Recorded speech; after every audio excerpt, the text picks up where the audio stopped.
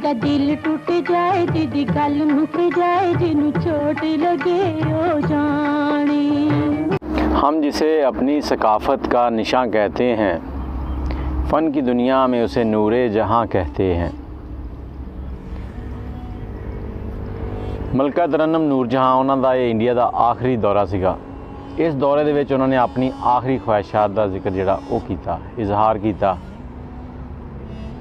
अस्सलाम वालेकुम, मैं तुहाडे नाल अदनान ते मैं ठीक हाँ, उम्मीद है तुसीं भी ठीक ही होने। तो अज दी वीडियो छोटी जी है मलका तरन्नुम नूरजहां ते कि उन्होंने अपने आखिरी इजहारात की सीगे ते उन्होंने किस तरह अपनी ज़िंदगी गुजारी। तो चलो वीडियो नूं शुरू करते हैं। शुरू करने तो पहले तुसीं साडे चैनल नूं सबसक्राइब कर लो तो बैल दा आइकन दबा दो ताकि साड़ियाँ सारियां वीडियो तुहाडे तक पहुँचदियां रहन। 35 वरियां बाद जदों मलका तरन्नुम नूरजहां दोबारा इंडिया गए तो बहुत खुश सीगे। उत्थे जाके उन्होंने जिहड़ियां गल्लां कीतियां वो इस तरह ही सीगियां कि जिस तरह उन्होंने दोबारा इत्थे वापस नहीं आना। उन्होंने कहा कि अल्लाह ने मेरी यह आखिरी ख्वाहिश भी पूरी कर दी कि मैनू अपने भैणां भरावां दे विच दोबारा लिया के खड़ा करता। फिर उन्होंने नाल ही अपनी एक होर ख्वाहिश का इजहार किया। तो ये ख्वाहिशों का इजहार वो इस तरह कर रहे थे जिस तरह बंदे नूं पता होवे कि मैं इत्थे आखिरी बारी आया, दोबारा मैं नहीं आना। उन्होंने कहा कि मैं चाहती हाँ, मेरी ख्वाहिश आ कि साढ़े दोनों मुल्कों के जिहड़े तल्लुकात आ इस तरह हो जान कि असीं एक दूसरे नूं जिदों चाहिए आके मिल सकीए, इधर वाले उधर चले जान ते उधर वाले इधर आ जान। इस म्यूजिकल कॉन्सैप्ट दे विच मलका तरन्नुम नूरजहां ने अपनी ख्वाहिशात जिहड़ियां सी ना वो इजहार कीतियां। ते जदों उत्थों रुखसत होण लगे तो सब नूं इस तरह गले मिले जिस तरह बंदा ना भैणां भरावां नूं मिलदा, जां आसान अल्फाज च ये कह लो कि जदों कोई मुंडा परदेस जान लगदा ना तो अपने बीवी बच्चे माँ प्यो नूं मिल के जांदा। ते मैडम वो पहली शख्सियत आ जिन्हां नूं भारत वालों ये खिताब मिलिया, क्वीन ऑफ इंडिया का खिताब दिता गया। ये खुद भारत ने उन्होंने खिताब दिता। जो मलका तरन्नुम नूरजहां इंडिया गए आ 35 साल बाद तो उत्थे सब खामोशी नाल उन्हों का इस्तकबाल कर रहे थे। उन्होंने जज्बात जिहड़े सी इतने ज़्यादा सीगे कि उन्होंने इजहार नहीं कर सके। वो कुछ ने इजहार किया लेकिन कुछ इतने बेकाबू हो गए कि वो बोल भी नहीं सके कि असी किस तरह बोलीए अदब दे विच। मलका तरन्नुम नूरजहां इन्हां दा ताल्लुक भारत तो सी। 21 सितंबर 1926 च भारत दे शहर पैदा होए। उन्हां दी वालदा दा नाम सीगा फतेह बीबी, वो भी एक मारूफ गुलकारा सीगियां। ते उन्हां दे वालिद दा नाम सीगा मदद अली, जिहड़े कि बहुत ही नेक दिल इंसान सीगे। अल्लाह पाक इन्हां सारियां दी मगफरत फरमाए। मैडम नूरजहां का असल नाम जिहड़ा सीगा वो अल्लाह वसाई सीगा। अल्लाह वसाई तो नूरजहां किस तरह बने वो भी अज तुहानूं मैं दसदा। 1926 च मैडम नूरजहां पैदा होए तो 1935 दे विच फिल्म के शौक च कोलकाता गए। कलकत्ता जाके उन्होंने मुमताज़ बेगम के घर जिहड़ी अपनी रिहाइश की। तो मुमताज़ बेगम ने जो इन्हों वेख्या तो इन्हां दी आवाज़ सुनी। आवाज़ सुनने तो बाद उन्होंने इन्हां दा नाम तब्दील करता। उन्होंने फिल्मी दुनिया की खातर इन्हां दा नाम जिहड़ा सी मैडम नूरजहां रख दिता। तो 1935 दे विच ही नूरजहां एक 9-10 साल की कुड़ी जिन्हें पंजाबी फिल्म तो अपना कैरियर शुरू किया। इस फिल्म दे विच उन्होंने गाने गाए भी ते गुलकारी ते अदाकारी दोनों फराइज़ अंजाम दिते। ये फिल्म का नाम सीगा शीला एक पिंड दी कुड़ी। उस तो बाद मैडम ने बहुत सारिया फिल्मां काम किया। इस तरह ही 1943 दे विच फिल्म नौकर उहदी प्रोडक्शन चल रही सी। प्रोडक्शन के दौरान ही मैडम ने सैयद शौकत हुसैन रिजवी उन्हां दे नाल निकाह कर लिया तो अपनी जिहड़ी जिंदगी का एक नवा पहलू शुरू कर लिया। मैडम की सब तो दिलचस्प गल ये सी कि मैडम जो गुफ्तगू करते सी ना वो इन्ने सुरीले अंदाज करते थे कि सुनने वाला उन्हां दी गुफ्तगू सुन के भी बड़ा महसूस होंदा सीगा। इकल्ले गाणियां दी हद तक नहीं, मैडम जिहड़े सी ना कोयल की आवाज़ सी, गुफ्तगू के दौरान भी इहो जिहा रवैया रखते थे।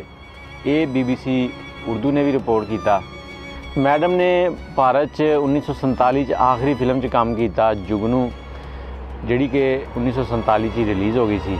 1947 ਚ ਮੈਡਮ ਪਾਕਿਸਤਾਨ ਆ ਗਏ ਲਾਹੌਰ, ਤੇ ਲਾਹੌਰ ਆਉਣ ਤੋਂ ਬਾਅਦ ਮੈਡਮ ਨੂੰ ਸ਼ਹਿਰੀ ਸਟੂਡੀਓ ਜਿਹੜਾ ਉਹ ਅਲਾਟ ਹੋਇਆ, ਤੇ ਸ਼ਹਿਰੀ ਸਟੂਡੀਓ ਜਿਹੜਾ ਸੀ ਉਹਦਾ ਨਾਂ ਜਿਹੜਾ ਬਾਅਦ ਚ ਬਦਲ ਕੇ ਸ਼ਾਹ ਨੂਰ ਸਟੂਡੀਓ ਰੱਖਤਾ ਗਿਆ। ਤੇ ਉਸ ਤੋਂ ਬਾਅਦ ਮੈਡਮ ਨੇ ਪਾਕਿਸਤਾਨ 'ਚ ਰਹਿੰਦੇ ਹੋਇਆਂ ਫਿਲਮਾਂ 'ਚ ਕੰਮ ਕੀਤਾ, ਤੇ 1958 ਦੇ ਵਿੱਚ ਮੈਡਮ ਦੀ ਇੱਕ ਐਸੀ ਫਿਲਮ ਜਿਹੜੀ ਕਿ ਨਾਕਾਬਲੇ ਫਰਾਮੋਸ਼ ਆ ਉਹ ਰਿਲੀਜ਼ ਹੋਈ। ਫਿਲਮ ਦਾ ਨਾਂ ਸੀ ਅਨਾਰਕਲੀ। ਫਿਲਮ ਦੇ ਗਾਣੇ ਅੱਜ ਵੀ ਬੜੇ ਸੁਰੀਲੇ, ਤੇ ਜਦੋਂ ਤੁਸੀਂ ਸੁਣੋਗੇ ਤੁਹਾਨੂੰ ਸਰੂਰ ਆ ਜਾਏਗਾ, ਕੰਨਾਂ 'ਚ ਇੱਕ ਐਸਾ ਰਸ ਘੋਲਦੇ ਆ ਕਿ ਮਜ਼ਾ ਆ ਜਾਂਦਾ। ਤੇ ਮੈਡਮ ਦੀ ਆਖਰੀ ਫਿਲਮ ਜਿਹੜੀ ਸੀ ਨਾ ਉਹ ਸਨ 2000 ਦੇ ਵਿੱਚ ਰਿਲੀਜ਼ ਹੋਈ, ਗੱਭਰੂ ਪੰਜਾਬ ਦਾ। ਅੱਜ ਇੱਕ ਤੁਹਾਨੂੰ ਗੱਲ ਦੱਸਦਾ ਕਿ ਮੈਡਮ ਨੇ ਜਦੋਂ ਆਪਣਾ ਫਿਲਮੀ ਕੈਰੀਅਰ ਸ਼ੁਰੂ ਕੀਤਾ ਤੇ ਪਹਿਲੀ ਫਿਲਮ ਵੀ ਪੰਜਾਬੀ ਸੀ, ਤੇ ਆਖਰੀ ਫਿਲਮ ਜਿਹਦੇ 'ਚ ਉਹਨਾਂ ਨੇ ਕੰਮ ਕੀਤਾ ਉਹ ਵੀ ਪੰਜਾਬੀ ਸੀ। ਦਰਮਿਆਨ 'ਚ ਉਹਨਾਂ ਨੇ ਬਹੁਤ ਸਾਰੀਆਂ ਫਿਲਮਾਂ 'ਚ ਕੰਮ ਕੀਤਾ, ਲੇਕਿਨ ਆਪਣੇ ਆਖਰੀ ਜਿਹੜੇ ਸਾਲ ਸੀਗੇ ਉਹਨਾਂ ਦੇ ਵਿੱਚ ਆ ਕੇ ਮੈਡਮ ਨੇ ਪੰਜਾਬੀ ਫਿਲਮਾਂ ਵੱਲ ਨੂੰ ਰੁਝਾਨ ਜ਼ਿਆਦਾ ਕਰਤਾ। ਪੰਜਾਬੀ ਫਿਲਮਾਂ 'ਚ ਕੰਮ ਕੀਤੇ ਮੈਡਮ ਨੇ। ਉਸ ਤੋਂ ਬਾਅਦ ਮੈਡਮ ਨੇ PTV ਲਈ ਬਹੁਤ ਸਾਰਾ ਕੰਮ ਕੀਤਾ। PTV ਤੇ ਬਹੁਤ ਸਾਰੀਆਂ ਗਜ਼ਲਾਂ, ਬਹੁਤ ਸਾਰੇ ਤਰਾਨੇ ਰਿਕਾਰਡ ਕਰਵਾਏ ਉਹਨਾਂ ਨੇ। ਤੇ ਇੱਕ ਉਹਨਾਂ ਦਾ ਪ੍ਰੋਗਰਾਮ ਆਉਂਦਾ ਸੀ ਤਰੰਨਮ ਜਿਹੜਾ ਸੀ ਉਹ ਬਹੁਤ ਮਸ਼ਹੂਰ ਹੋਇਆ। ਇਹ ਕਹਿ ਲਓ ਕਿ ਜਦੋਂ ਤਰੰਨਮ ਪ੍ਰੋਗਰਾਮ ਲੱਗਣਾ ਹੁੰਦਾ ਸੀ ਨਾ ਤੇ ਲੋਕ ਬਲੈਕ ਐਂਡ ਵਾਈਟ TV 'ਚ ਹੁੰਦੇ ਸੀ ਜ਼ਿਆਦਾ, ਕਲਰ TV ਬਹੁਤ ਘੱਟ ਹੁੰਦੇ ਸੀ। ਐਂਟੀਨਾ ਲੱਗਾ ਹੁੰਦਾ ਸੀਗਾ ਤੇ ਲੋਕ ਐਂਟੀਨਾ ਸੈੱਟ ਕਰਕੇ ਤਾਂ ਕਿ ਉਹ ਖ਼ਰਾਬ ਨਾ ਹੋਵੇ ਸਿਗਨਲ ਵਗੈਰਾ, ਤੇ PTV ਤੇ ਇੰਤਜ਼ਾਰ ਕਰਦੇ ਸੀ ਮੈਡਮ ਦੇ ਪ੍ਰੋਗਰਾਮ ਦਾ। ਮੈਡਮ ਨੂਰ ਜਹਾਂ ਇੱਕ ਔਰਤ ਹੀ ਨਹੀਂ ਸੀ ਬਲਕਿ ਬਹੁਤ ਹੀ ਬਾਹਿੰਮਤ ਤੇ ਬੁਲੰਦ ਹੌਸਲੇ ਵਾਲੀ ਔਰਤ ਸੀ। 1965 ਦੀ ਜਦੋਂ ਜੰਗ ਲੱਗੀ ਸਰਹੱਦ ਤੇ ਸਾਡੇ ਸਾਥੀ ਮੁਲਕ ਨੇ ਹਮਲਾ ਕੀਤਾ, ਤੇ ਮੈਡਮ ਨੇ ਰੇਡੀਓ ਪਾਕਿਸਤਾਨ ਤੇ ਜਾ ਕੇ ਬੇਲੌਸ ਕੋਈ ਮੁਆਵਜ਼ਾ ਨਹੀਂ ਲਿਆ, ਬਹੁਤ ਸਾਰੇ ਤਰਾਨੇ ਜਿਹੜੇ ਉਹ ਰਿਕਾਰਡ ਕਰਵਾਏ ਜਿਹਨੇ ਸਾਡੀ ਕੌਮ ਤੇ ਸਾਡੇ ਜਿਹੜੇ ਜਵਾਨ ਆ ਨਾ ਉਹਨਾਂ ਦੇ ਹੌਸਲੇ ਬੁਲੰਦ ਕੀਤੇ। ਉਹਦੇ 'ਚੋਂ ਇੱਕ ਗਾਣਾ ਜਿਹੜਾ ਨਾ ਤਰਾਨਾ ਉਹ ਬਹੁਤ ਮਸ਼ਹੂਰ ਹੋਇਆ, ਇਹ ਪੁੱਤਰ ਹਟਾਂ ਤੇ ਨਹੀਂ ਵਿਕਦੇ, ਪਤਾ ਨਹੀਂ ਉਹ ਪੁੱਤਰ ਕਿੱਥੇ ਗਏ। ਅੱਜ ਉਹ ਗਾਣਾ ਜਿਹੜਾ ਨਾ ਸਮਝ ਨਹੀਂ ਆ ਰਿਹਾ ਮੈਡਮ ਨੇ, ਇਹ ਮੇਰੇ ਆਪਣੀ ਜ਼ਾਤੀ ਰਾਏ ਆ ਕਿ ਮੈਡਮ ਨੇ ਕਿਹਦੇ ਲਈ ਗਾਇਆ ਸੀ। ਤੁਸੀਂ ਜ਼ਰੂਰ ਦੱਸਣਾ ਅਗਰ ਤੁਹਾਨੂੰ ਸਮਝ ਆਵੇ ਤਾਂ, ਕਿਉਂਕਿ 1965 ਦੇ ਵਿੱਚ ਮੈਡਮ ਨੇ ਆਪਣਾ ਐਸਾ ਕਿਰਦਾਰ ਨਿਭਾਇਆ ਕਿ ਜਿਹਨੂੰ ਕਦੇ ਵੀ ਫਰਮੋਸ਼ ਨਹੀਂ ਕੀਤਾ ਜਾ ਸਕਦਾ। ਮੈਡਮ ਐਸੀ ਅਦਾਕਾਰੀ ਕਰ ਗਏ, ਐਸੀ ਗੁਲੂਕਾਰੀ ਕਰ ਗਏ ਆ ਕਿ ਜਿਹਨੂੰ ਸਦੀਆਂ ਤੱਕ ਲੋਕ ਆਪਣੇ ਬੱਚਿਆਂ ਨੂੰ ਕਿੱਸੇ ਸੁਣਾਉਣਗੇ ਕਿ ਮੈਡਮ ਨੂਰ ਜਹਾਂ ਸਾਡੇ 'ਚ ਹੁੰਦੀ ਸੀ। ਉਹਨਾਂ ਨੇ ਇਸ ਤਰ੍ਹਾਂ ਦੀ ਅਦਾਕਾਰੀ ਕੀਤੀ, ਇਸ ਤਰ੍ਹਾਂ ਦੇ ਕਿੱਸੇ ਸੁਣਾਏ, ਮਤਲਬ ਇਸ ਤਰ੍ਹਾਂ ਦੀ ਉਹਨਾਂ ਨੇ ਫਿਲਮਾਂ ਬਣਾਈਆਂ, ਕਿੱਸਿਆਂ ਤੋਂ ਮੁਰਾਦ ਆ। ਤੇ 2000 ਦੇ ਵਿੱਚ ਹੀ ਮੈਡਮ ਦੀ ਤਬੀਅਤ ਜਿਹੜੀ ਉਹ ਜ਼ਿਆਦਾ ਵਿਗੜੀ ਤੇ ਲਾਹੌਰ ਤੋਂ ਉਹਨਾਂ ਨੂੰ ਕਰਾਚੀ ਇੱਕ ਹਸਪਤਾਲ 'ਚ ਮੁੰਤਕਿਲ ਕਰਤਾ ਗਿਆ, ਜਿੱਥੇ ਉਹਨਾਂ ਦੀ ਬਹੁਤ ਜ਼ਿਆਦਾ ਕੋਸ਼ਿਸ਼ ਤੋਂ ਕੀਤੀ ਗਈ ਕਿ ਉਹਨਾਂ ਨੂੰ ਜ਼ਿੰਦਗੀ ਦੇ ਵਿੱਚ ਲਾਈਵ ਰੱਖਿਆ ਜਾ ਸਕੇ। ਤੇ 23 ਦਸੰਬਰ ਸਨ 2000 ਮੈਡਮ ਇਸ ਦੁਨੀਆ ਨੂੰ ਛੱਡ ਕੇ ਚਲੇ ਗਏ, ਇਸ ਦੁਨੀਆ ਤੋਂ ਰੁਖਸਤ ਹੋ ਗਏ, ਲੇਕਿਨ ਉਹਨਾਂ ਦੀਆਂ ਯਾਦਾਂ ਅੱਜ ਵੀ ਸਾਡੇ ਨਾਲ ਆ। ਤੇ ਤੁਸੀਂ ਸਭ ਉਹਨਾਂ ਦੀ ਮਗਫਰਤ ਲਈ ਦੁਆ ਜ਼ਰੂਰ ਕਰਿਓ। ਅੱਲਾਹ ਪਾਕ ਉਹਨਾਂ ਦੇ ਦਰਜਾਤ ਬੁਲੰਦ ਫਰਮਾਏ ਤੇ ਉਹਨਾਂ ਨੂੰ ਕਰਵਟ ਜੰਨਤੁਲ ਫਿਰਦੌਸ ਅਤਾ ਕਰੇ, ਆਮੀਨ। ਇਹਦੇ ਨਾਲ ਹੀ ਮੈਨੂੰ ਇਜਾਜ਼ਤ ਦਿਓ। ਇਹ ਛੋਟੀ ਜਿਹੀ ਜਾਣਕਾਰੀ ਸੀ ਜਿਹੜੀ ਤੁਸੀਂ ਆਪਣੇ ਬੱਚਿਆਂ ਨੂੰ ਸੁਣਾਇਓ। ਸਾਡੇ ਕੋਲ ਸਭ ਤੋਂ ਵੱਡਾ ਅਲਮੀਆ ਇਹ ਹੈ ਕਿ ਸਾਡੇ ਕੋਲ ਇੰਨਾ ਟਾਈਮ ਹੀ ਹੈ ਨਹੀਂ ਕਿ ਅਸੀਂ ਆਪਣੀ ਜ਼ਿੰਦਗੀ ਜਿਹੜੀ ਨਾ ਆਪਣੇ ਬੱਚਿਆਂ ਨੂੰ ਸੁਣਾ ਸਕੀਏ। ਅੱਜ ਅਗਰ ਕਿਸੇ ਬੱਚੇ ਨੂੰ ਤੁਸੀਂ ਪੁੱਛ ਲਓ ਨਾ ਤੇਰੇ ਅੱਬੇ ਦਾ ਨਾਂ ਕੀ, ਉਹ ਦੱਸ ਲਏਗਾ, ਦਾਦੇ ਦਾ ਨਾਂ ਕੀ ਉਹ ਵੀ ਦੱਸ ਲਏਗਾ। ਤੇ ਜਦੋਂ ਤੁਸੀਂ ਉਸ ਬੱਚੇ ਨੂੰ ਪੁੱਛੋਗੇ ਨਾ ਤੇਰੇ ਪੜਦਾਦੇ ਦਾ ਨਾਂ ਕੀ ਸੀਗਾ, ਭੁੱਲ ਜਾਂਦਾ। ਭੁੱਲ ਕੀ ਜਾਂਦਾ, ਉਹਨੂੰ ਦੱਸਿਆ ਹੀ ਨਹੀਂ ਜਾਂਦਾ, ਉਹਨੂੰ ਪਤਾ ਹੀ ਨਹੀਂ ਮੇਰਾ ਪੜਦਾਦਾ ਕੌਣ ਆ। ਕੁਛ ਥੋੜ੍ਹਾ ਜਿਹਾ ਇਸ ਪਾਸੇ ਵੀ ਆਓ, ਆਪਣੀ ਨਸਲਾਂ ਨੂੰ ਜਿਹੜਾ ਨਾ ਆਪਣੇ ਤਾਰਫ ਕਰਵਾ ਕੇ ਫਿਰ ਇਸ ਦੁਨੀਆ ਤੋਂ ਜਾਓ ਤਾਂ ਕਿ ਉਹ ਆਉਣ ਵਾਲੇ ਵਕਤ ਦੇ ਵਿੱਚ ਤੁਹਾਨੂੰ ਅੱਛੇ ਅਲਫਾਜ਼ ਯਾਦ ਕਰਨ।